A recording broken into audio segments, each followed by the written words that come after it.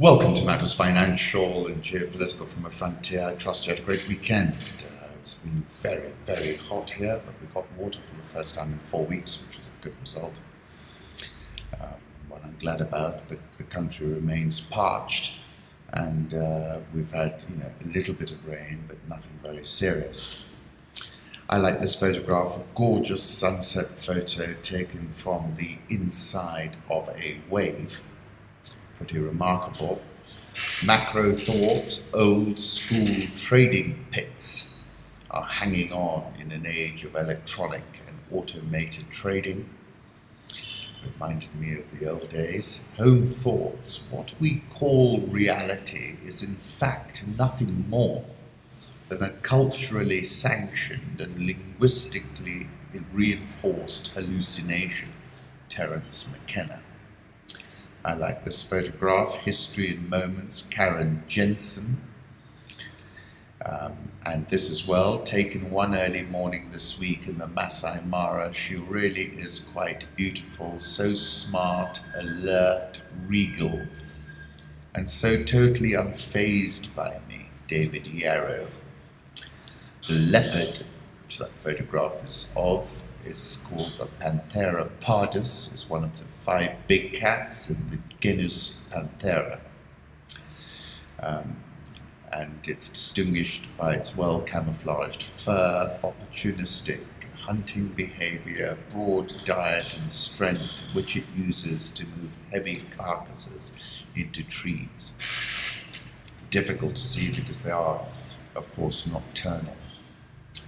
I like this photograph of a Berlin living room, and this one as well. Beautiful morning from Loitokotok town. Woke up to this view on those good old high school days. It's a photograph, a rather good one, of Mount Kilimanjaro. And then I came across this poem, The Land of Uz. I have no debt to the worms except wads of silk, by Ejiofor Ugwu. In the house, the healer coats their bald heads with red mud, cements the demon back to the upside-down world, friend-zoning the intimates again. That stain from the bruised shadow is said to come after the 3 days of darkness, the days of the coming of the Prince of Heaven to judge the living and the dead. We will dig a hole in the ground, a hole as gluttonous as the Great Wall, for our house, our goat sheds and the duck roosts, the lamb, the ducklings, the kids, our gods and our priests. Those that the gods did not fatten their corpses especially, all that have no shadows, Awuru's house shall stand. He will farm away the stain, frenzied from the wood nails he grew on his stepson's head, and the worms he has farmed from it for his day-old chicks. And they have fed on, and the roosters have grown several conjoined combs and wattles. Born in an open city, butts as marshlands, Aqua sought the same canal of his birth, bruised the wall with fried fluids. Okotombo sculpts stones, eating the god snakes in the feast of the sun. We will dig in deeper and deeper, for the prince has little patience for hidden hearts. There is a man-child conceived to break the ribbons, spread flower laurels and multicolour shreds, by the name conferred on him. Let a cloud dwell upon the stain. Those broken plates in Aleppo we will hide under our beds and use the rest to make tattoos on our foreheads, as tribal people do. Make masks and ikenga. To scare away death, I will build spiders with talons around my mother's hips. They will watch over the night till the time's end. I head for hell at once, possessed by the speech of sand. The way just before the house that life occupies a little away from death are shadows, made of several shades, often falling and rising in the Hamatan winds. Sometimes drunk on hard water, I walk to the drunken wind to ferry me, for my ink is filled with blood now and again, smelling of ancient balms, flowing through the river, filling itself again and again, eroding water walls, memorialized in lethal beads, dry walls and headless seamen, and the world will go on. Man of Unamamuno Solon, why weep when it avails nothing? And that is precisely the truth of it all, the way we will continue to be grown and fertilized, and to grow more and more in the faith. I have no debt to the worms except wads of silk. The cotton trees and the cotton rot are one. Lear owes the cats many jars of perfumes, not me. I owe the cats many long nights of wine. The silk wads need not fill the grave. The sand always can. And you mix the world at least for the greatest beauty.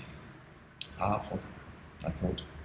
The Spectator Index imaged the Arab world's first female priest in Tripoli, Lebanon. I was reading President Trump's tweets over the weekend, and it took me back to Hamlet and William Shakespeare, and a quote called "The lady doth protest too much, methinks." Is a quotation from the 16th century play Hamlet by William Shakespeare. It has been used as a figure of speech in various phrasings to describe someone's overly frequent and vehement attempts to convince others of some matter of which the opposite is true, thereby making themselves appear defensive and insincere. In rhetorical terms, the phrase can be thought of as indicating an unintentional apophasis, where the speaker who protests too much in favor of some assertion puts into others' minds the idea that the assertion is false, something they may not have considered before. The tweets in question, terrible. Just found out that Obama had my wires tapped in Trump Tower just before the victory. Nothing found. This is McCarthyism.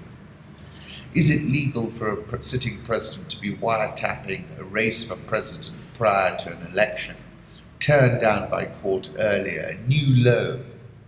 How low has President Obama gone to tap my phones during the very sacred election process? This is Nixon Watergate, bad or sick guy. And then he finished off with a tweet about Arnold Schwarzenegger isn't voluntarily leaving The Apprentice. He was fired by his bad, pathetic ratings. So sad. Sad end, great show, he said. Apparently, President Trump relied on Breitbart News to claim Barack Obama tapped his phones. Jon Snow retweeted Donald Trump, a cascade of Trump tweets that reveal the President of the United States' state of mind. Are we safe? That took me back to Marathon Man. Is it safe? Is it safe? Is it safe? Stephen King, Trump should know Obama never left the White House. He's in the closet. He has scissors. And just a point to note is Jared Kushner and Ivanka Trump are not around on a Saturday. POTUS typically goes stratospheric on that very day. The question is this a bait and switch, or is the noose tightening? Look at this from Ben Phillips, Watch the Hair. It's a link on Twitter. Interesting piece in Brookings Institute, What Makes Putin Tick and What the West Should Do, Fiona Hill and Clifford G. Gaddy. In this book, we've tried to answer the question of who is Mr. Putin, what motivates him to do what he does. Here in this coda, we put this understanding and these insights to the test. Based on what we've written, we consider what lessons we have learned and what advice we might offer on how to deal with him. The 2014 conflict between Russia and the West over Ukraine has convinced us that some observers of the crisis have several potentially very dangerous misconceptions about Putin. These fall into the category of underestimating him in a couple of important respects, and then overestimating him. First, many in the West underestimated Putin's willingness to fight for as long and as hard and as dirty as he needs to achieve his goals. Putin will use all methods available, and he will be ruthless. Establish credibility and don't back down until the advantage is yours and you've made your point. Once your opponent has capitulated and you've established your turf and terms, then you can patch things up and move on until the next showdown comes along. Whether the stories Putin and his team tell about his childhood fights are all true or not, Putin's martial arts training lends them some veracity. It also brings in another dimension. Putin began with judo and the somewhat rougher Russian variant called sambo at an early age. Judo gave Putin a more disciplined and ritualized approach to fighting. It helped him overcome his own weaknesses in terms of his size and strength relative to others. Judo moved the street kid from anything goes scraps into formalized matches. It gave him insight and techniques to figure out ways of pushing bigger, stronger opponents to the mat while protecting himself. His image is carefully branded and rebranded. Putin's appearances and public pronouncements are highly orchestrated and well prepared. They are timed for maximum effect so that his audience will hang on his every word, looking for any indication of what he might think or what he might do next. The Kremlin maintains an almost complete unity of silence and message. When messages seem to be transmitted without approval, they are accompanied by equal measure of misinformation. All of this deliberately complicates the task of the political opponent as well as the outside analyst or biographer. Putin is and is supposed to be unknowable to the outsider. The goal is to keep everyone confused and off balance. Saakashvili, talking about Georgia, tripped the wire in 2008 after the Georgia war. Putin and his team looked back over the conflict and examined what had gone wrong in detail. They looked at Russia's large-scale military operations first in Chechnya and then in Georgia, and at the West's responses. They decided that they needed to do something different when the next time came along. The next time was Ukraine. Putin first took the 2011-2012 protests as a signal that the West had opened another front of attack and he would need to take immediate preparatory action. Putin set Armed Forces Chief Gerasimov and Defense Minister Shoigu to work at the end of 2012 to mobilize Russia for fighting the new 21st century warfare with the West. Putin's operational aim will continue to be to find the weaknesses, to goad and intimidate, and to make sure everyone knows he will make good on his threats. The onus will be on the West to shore up its own defenses, reduce the economic and political vulnerabilities, and create its own contingency plans if it wants to counter Putin's new 21st century warfare. I've written about him severally. On the 5th of December, I spoke about Putin's parabolic rebound, and then on the 5th of October 2015, I called him a geopolitical grandmaster. The Dutch election is wide open. I still think we're underestimating Geert Wilders and Marine Le Pen's chances like we underestimated Brexit at that point. I think there's a bias in polling where people don't want to admit that they're going to be voting for these folks. Just in, China sets a 2017 growth target of about 6.5% or higher. Currency markets, euro dollar 106.27, dollar index 101.43, Japanese yen 113.63, Swissy 100.84, the pound 122.66, the Australian dollar 0.7590, Indian rupee 66.755, South Korean won 11.55.77, the Rial 3.11.59, Egyptian pound softening up a little bit, as I said it would, 16.32.27, and the Rand 13.0582. I'll put up a 3-month chart of the dollar index. I still expect it to make progress and to move higher. Euro dollar, we've had a bit of a bounce here because this was on the idea that Le Pen's path to the presidency was blocked. I'm not so sure that's correct. We're now at 106.27. I think it's a sell, probably a little bit higher up. Dollar Mexico, which obviously is at the bleeding edge of Trump's trade policy, was last trading at 19.5659. This chart is from Aurelia, as is the sterling chart, where sterling is trading at 122.67. Commodity markets, gold was last at 12.34. I still think it's headed lower, as I think crude oil is headed lower, and it's trading down today at $53.09. Korean won drops as North Korea fires 4 ballistic missiles into the sea near Japan. So that remains on the boil, that Korean peninsula. Beautiful article in Africa Geo, 12 African safari and beach holiday experiences to stir your wanderlust.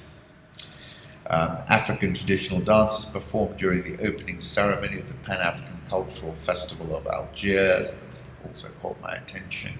Ken Opalo on Twitter, so many post-colonial elites, so few post-independence leaders. I like this photograph, abandoned ship in Juba, River Nile. Gettleman has written a very powerful piece in the New York Times, War Consumes South Sudan, a young nation cracking apart. Yambio, South Sudan, Simon Burete was weeding his peanut field a few weeks ago when he saw smoke coming from his house. He ran as fast as he could. He and his wife Angelina had enjoyed years of peace. He farming the fields, she selling the produce in the market.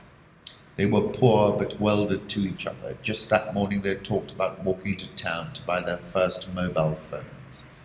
But as Mr. Burete made it back to the house out of breath, red dirt still stuck to his knees, he couldn't believe his eyes. His wife was lying on the floor, burnt to death in a rampage by government forces. I used to call her Akara Ngaba, he said, which means in the Zande language the last word on beauty. He could barely choke out the words. Yambio, a mid-sized town of wide dirt roads and lofty kapok trees that seemed to breathe tranquility, used to be part of what was called a green state. The place was considered safe. It was not a red zone. It's incredible how poor the leadership has been, and I just can't believe that they're going to stay in place. Famine hits South Sudan, sharply raises foreigner work fees to as high as from $100 to as high as $10,000. Well, it's going to cut everybody off. Leadership in motion. Watch this video of President Magufuli it's sort of his art of leadership. And in Microcosm, I wrote about him in May 2016 when I was talking about the geopolitics of pipelines in East Africa. Trade on the streets and off the books keeps Zimbabwe afloat.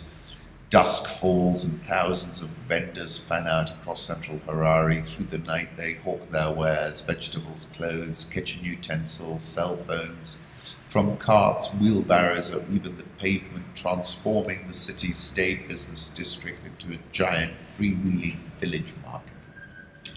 On Robert Mugabe Road, around the corner from the city's remaining colonial-era luxury hotel, the Makeley's, Victor Chicho has sold dress shirts since losing his job as a machine operator at a textile factory several years ago. Since then, I've never been employed, Mr. Chityo, 38, said under the dim light of a street lamp. If the economy improves, I'd want to be employed at a company again, but I don't think that will happen. It's been a long time since we were optimistic in Zimbabwe. The government is moving into an increasingly untenable situation, and they are in desperate need of a bailout in the billions to restore liquidity in the country. The formal sector has collapsed. The informal sector is now very much bigger, and it is actually keeping alive a very much higher percentage of the population.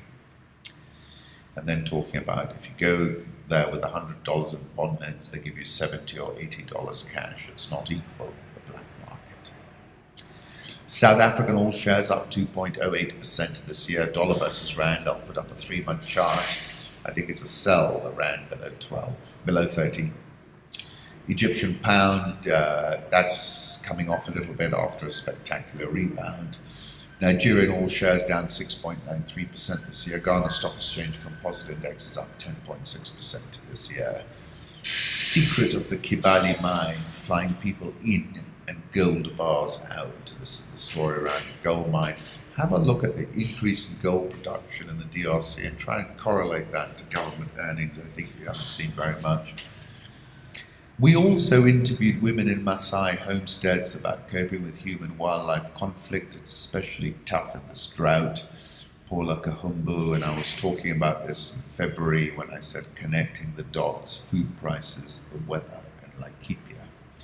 The market Stanbic Kenya Purchasing Managers Index dropped to 50.1, a record low since the survey began in January 2014, down from 52 in January. Standard Group reported full-year earnings per share of 2 shillings and 14 cents versus a loss last time of 2 shillings and 95 cents.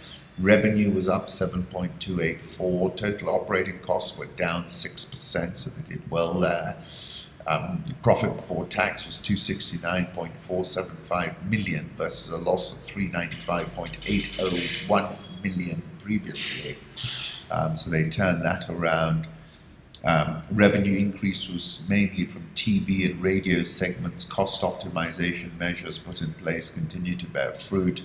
Strategic plans, main focus is to grow broadcast and digital platform segments.